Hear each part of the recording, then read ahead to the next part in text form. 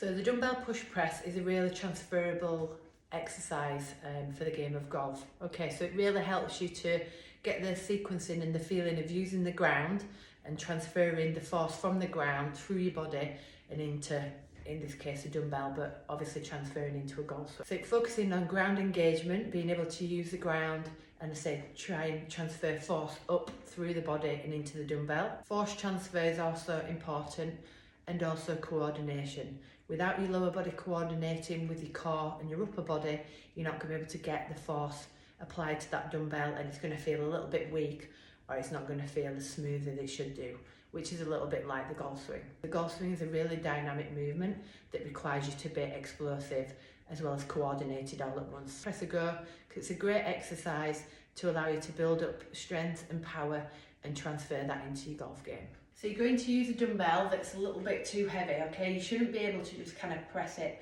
above your head. You should be reliant upon using the ground so that you can create the force from the ground, which is what we're trying to achieve, okay?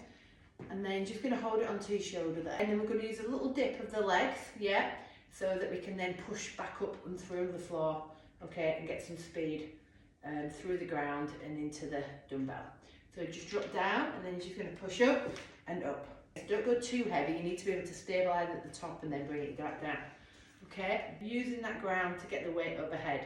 So this should feel relatively light in that you can get plenty of speed on there. Drop the knees, push and drive. Okay, so majority of it is coming from the legs and you're transferring through. So we need to get that power and that force through the body. Down, drive up and control back down.